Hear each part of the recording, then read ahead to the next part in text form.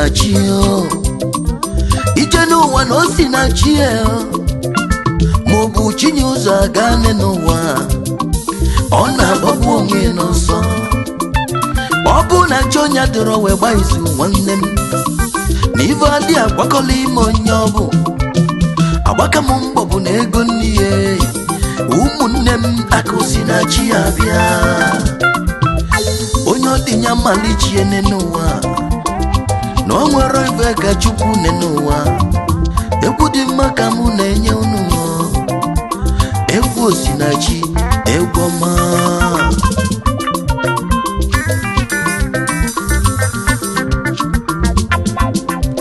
ya bụ egwu ka na-etilezi oyima chifu onye ka Chukwu nnọbịa oke mmanwụ si ihe ala eje ọ chụbala enyi zọgbu agụ igwe lụọ ha na China mgbagedo ntị ka nke olu gị ka o si mee ka i wee ghọta na ije n'ụwa bụ ọlịlị onye pụta ụwa nya nzọgbu onwe ya na o nwere onye ga-azọkwa ya ike mali nwoke na-adanye na-eko n'ihe n'ọbụ nya ka eji ama nwoke nne n'ụwa odogwu na-ada odogwu eko n'ihe n'ọbụ nya ka eji ama odogwu ọ chụbala enyi zọgbu agụ onye ọcha ọ chụbala enyi oke mmanwụ odogwu onye ogbe eji amatụ ọgaranya ngara onye ọcha nwannụbịa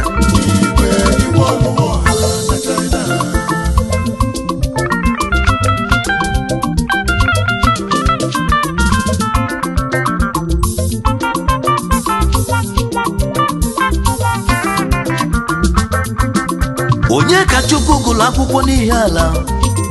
gụsị agụla agbanwe na bụ Ọnịcha do wee jee gbaa odigbo arọ isii kpọsị anya ije n'ụwa wee tụba odogwu tụbanye jonjoloko ije adị ama ọ gbara odigbo na building materials ma afịa akwa ka o mesịrị zụba na main market na otu Ọnịcha afụgo kije nusi adịghị ife agbalụ n'ụzọ etekakwanụ onye ka gbara afịa Kano ma ọ gbara afịa Togo ma ọ gbara afịa Lagos ọ gbara afịa Kotonu ebe a na-agba mbọ ka dịka ibe ma dịka ibe na-afụ ụfụ n'ime obi o mesịrị banye obodo China ebe ọ na-achọ n'nyaba enyi ọgali ofufe ego oyibo ụwa niile na-ajụ nwanne nne ọkwanụ nya bụ enyi onye gbata ego ọbụla nọ n'enyi onye bute ike ọbụla nọ n'enyi onye bute siki ọbụla nọ n'enyi ozigbo ọ bata na China osegbula na ikpebe ekpele Chukwu Olisa nye m oge nke m nye m ndụ nye m alụ isi ike nna bunye gbuo m ego oyibo ọ ka na-ebe ebele onye bido igwe bidogo ọlụlị ụlasa nwaanyị onye ọcha wee n'anya aka mgbe o mepere anya wee fụ ibe Chukwu nna na-alụ ibe pụrụ ya n'ọnụ a na-ejidekwa agụ mgba ọsaghị anya afụ na ọlụ ọma Chukwu akarịa ibe ọ na-eti a na-ejidekwa agụ mgba onye na-achụ enyi pụta n'ụzọ gbudo agụ ma ana m ajụ ọ ga-agbagha enyi ọ na-ajụ mba ọ chụbala enyi zọgbu agụ ọ chụbala enyi zọgbu agụ tụọnụ ya ọ chụbala enyi zọgbu agụ ọ chụbala enyi zọgbu agụ tụọnụ ya ọ chụbala enyi zọgbu agụ igwe ọlụwa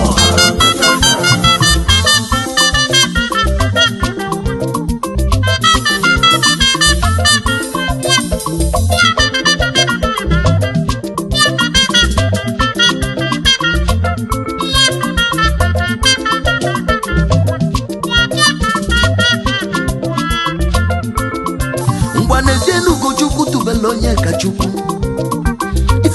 na anya bụ nwanne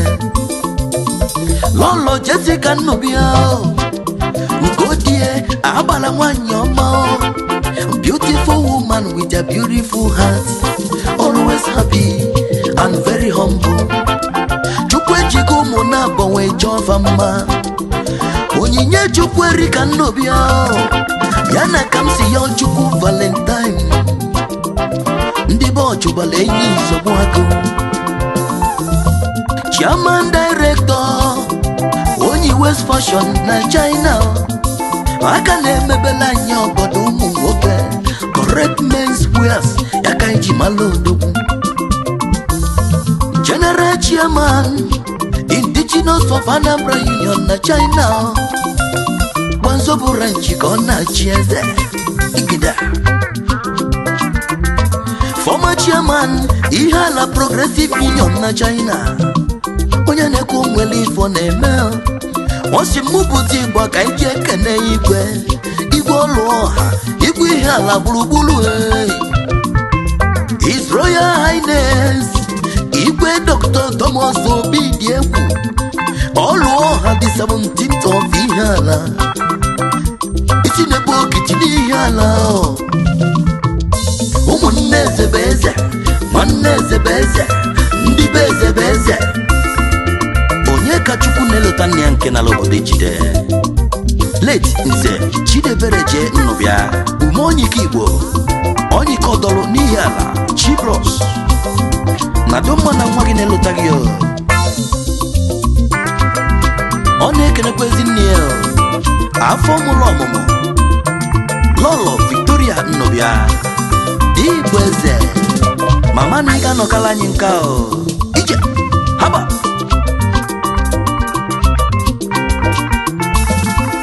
Ọchụbala enyi zọgbu agụ bụ memba Asia Connect Friends Club of China Club eji malụ ndị gbasili ike ndị ọgaranya ndị akụfa akalịla akali ọ bụkwa memba Okobi Friends Club ndị nwe okwu o mezili ibe nwanne m onye kachikwu jidekwa gị iji odogwu na ọya adịlị gị mma ejiligo m egwu m uwe chụọlụ ya aja ibe ike ji tụm iche sọbi onwe gị malụ ya onye ọcha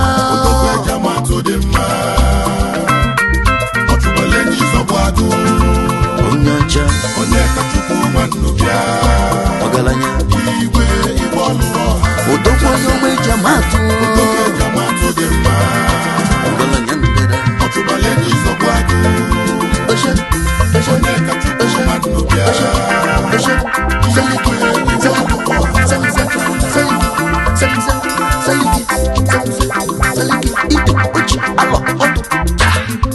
ozi mmụpụta Igbo ka ijebe n'isu egwe ka ije zute oke mmanwụ onye ọma Henry Eze akụamịa n'isu egwe Dayusi na China ọgaranya na-elifi ya na-enwe aṅụlio President General Asia Connect Club of China na-enu ụkwụ mmagbọla Igbo na China na-enu ụkwụ mmagbọla Igbo n'Asia Chairman Director Nomish and Suit Hotels na Asaba ebe anyị ga na-enwe aṅụlio Nomish Hotels ebe anyị ga na-enwe aṅụlio ndị ọgaranya ebe anyị ga na-enwe aṅụlio Nomish Hotels ebe anyị ga na-enwe aṅụlio Nomish Hotels ebe anyị ga na-enwe aṅụlio Nomish Hotels ebe anyị ga na-enwe aṅụlio Super High Chief ndụ na-eli Dennis so na mmam nwata cheku n'aka mma cheku n'aka na amaloji a na-esi onye nwere Igbo bongo isi kwele ugo na otulugo kwana ugo emenu ma na isi kwele eze ga-ejikwa n'eze jude mba n'ihe ala onye ọgaranya ume ọzọ dị n'obi jude mba n'ihe ala oke mmanwụ ume ọzọ dị n'obi jude mba n'ihe ala aba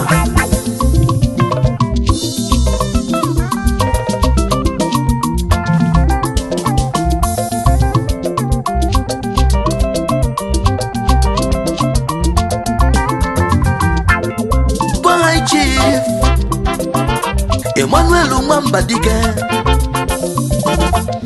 ezi udo n'Azịa akụmasịlị bịa ngige bụ na-akpọ aka na-emebe ọgọdọ aka na-emebe ngwe aka na-emebe ọgọdọ aka na-emebe ngwe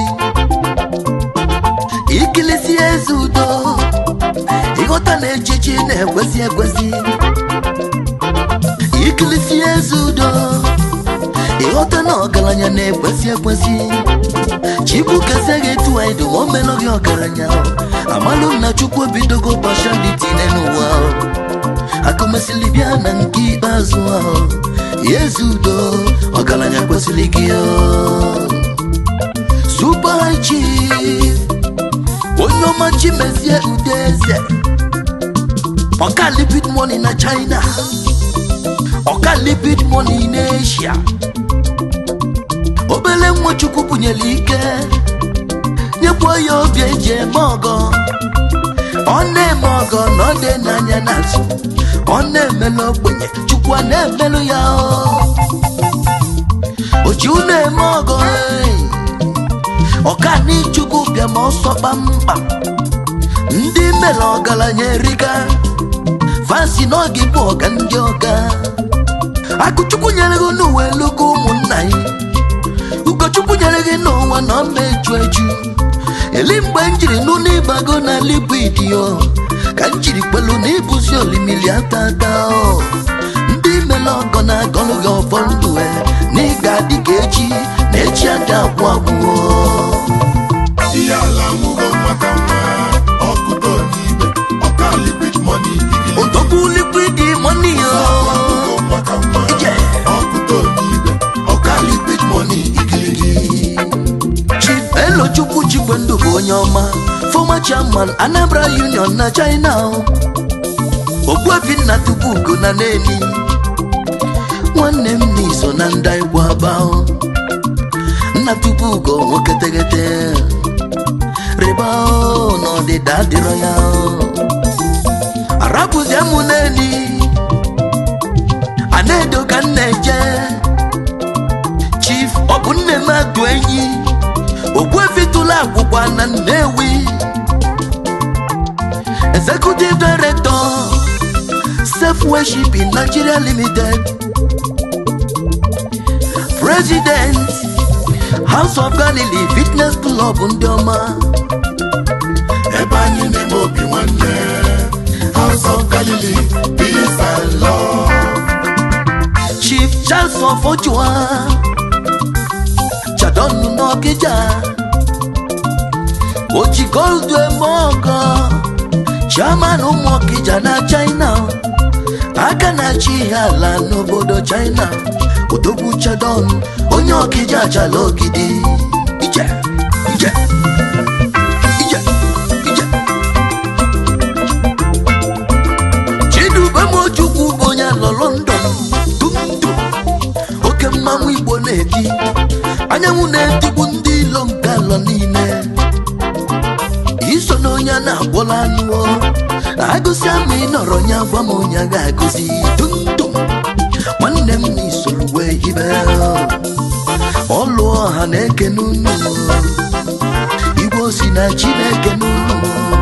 onye ọcha odogwu ejamatụ dị mma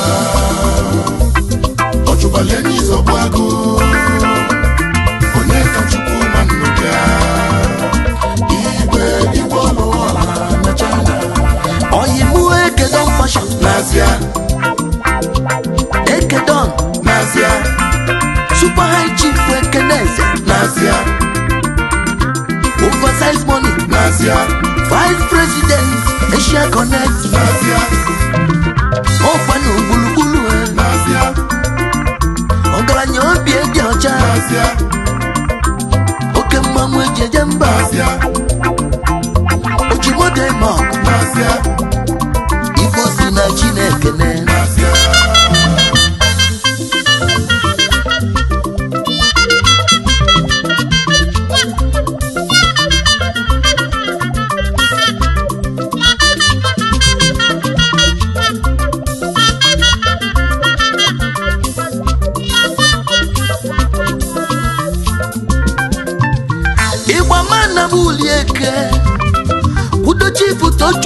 kweze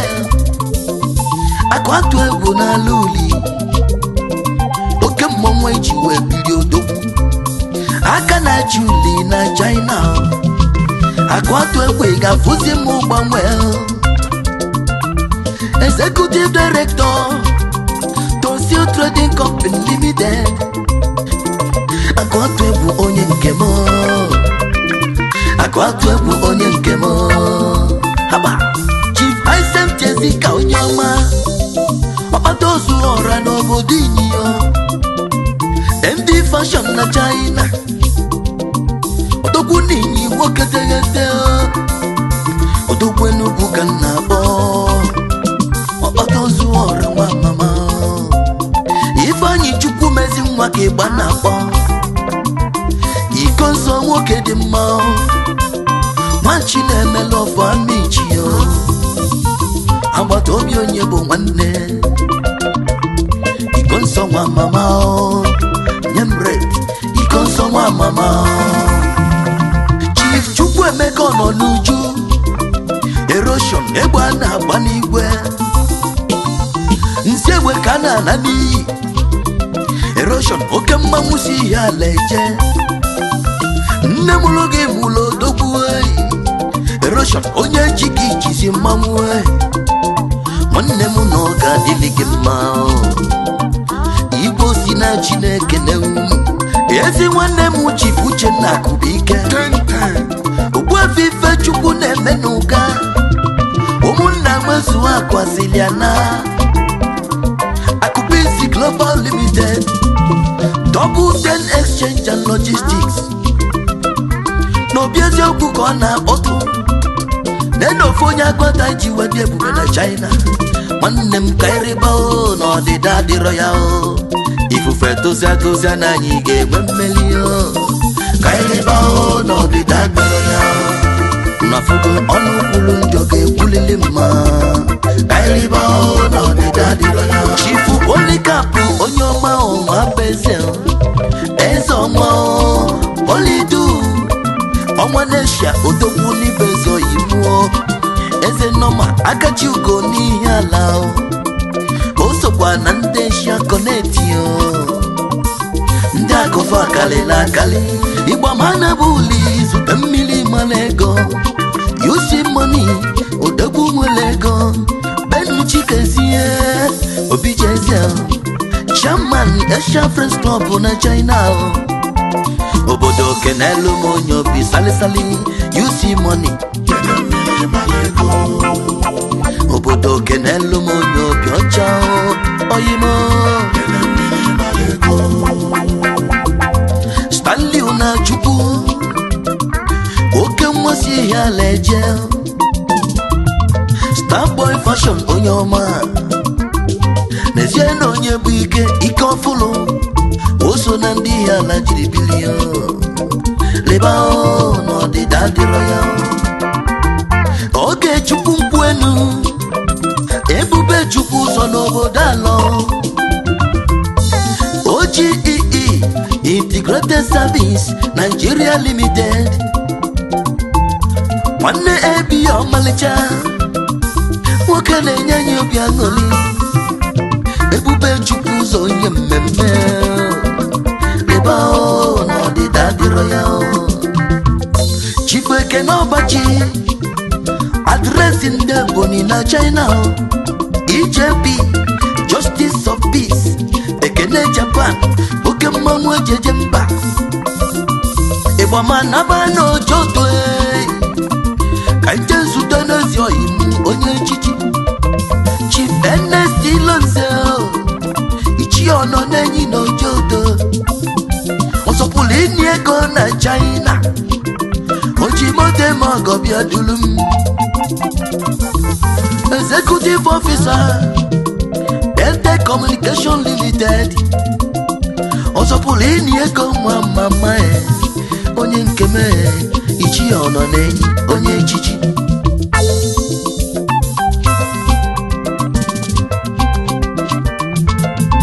onye ọcha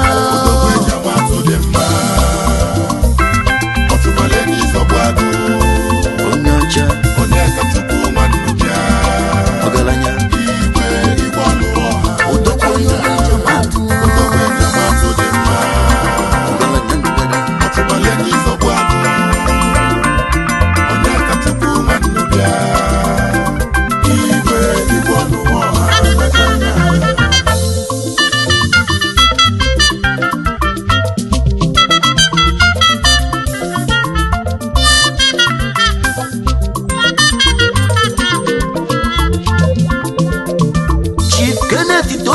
Nwankwo na Bagana ọkpata ozu ọra nwa mama coordinator obi eziokwu na China rịba n'ọdịda dịrọ ya ekene dịlị Chinwụba Nnọbịa ụkwụọma kpọrọ ihe ala na China G-Boy Executive Director Kevstar Fashions na China onye Chukwu mere eze na ọgabụ eze ụkwụọma kpọrọ ihe ala odogwu oyime Chief Felix Obidi ọzọ gilisi n'ụmụnnachi ọrụ omelụlụ ụmụ Igbo na China nwanne na o nwero nchezo onye asịrị jide ka o ji ya ịmalụ nọ na-eme ọfụma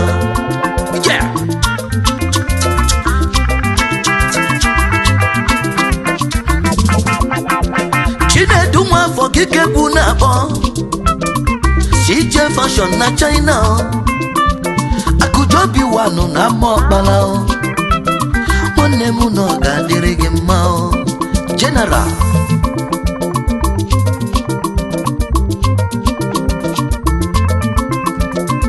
Ịgbama bata Enugu ka nje nzute ọkwụ aka m Chief Augustine Tochukwu Ike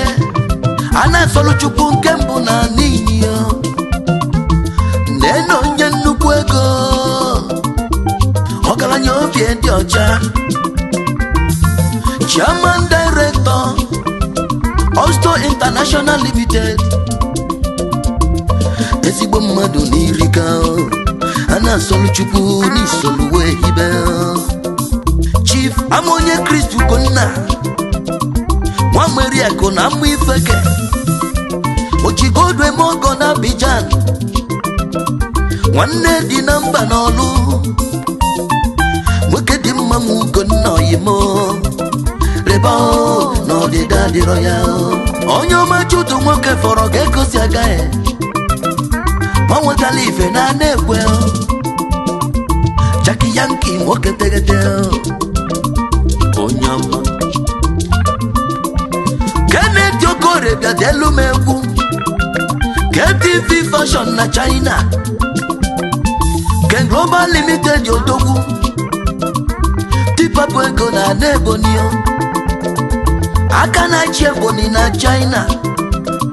odogwu na ọ ga-adịlị gị mma mgbịrịmgba ego na na-egwe kunie ọdụ na-akpọ gị Fidorant Investment Limited Frank UD Fashion nwa mama nne m loge mụlụ odogwu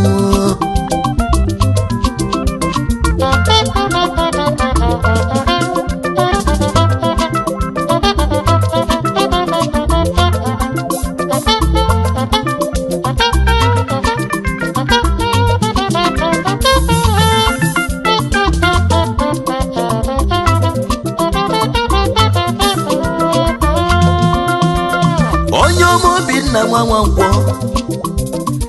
oyimuo Mikel Obi ụda egbe ndị nsọ n'ụmụ ojii bịa kene ogo nwanụ n'ide mma nke na-ebu mbido egwu nke na-ebu nnene egwu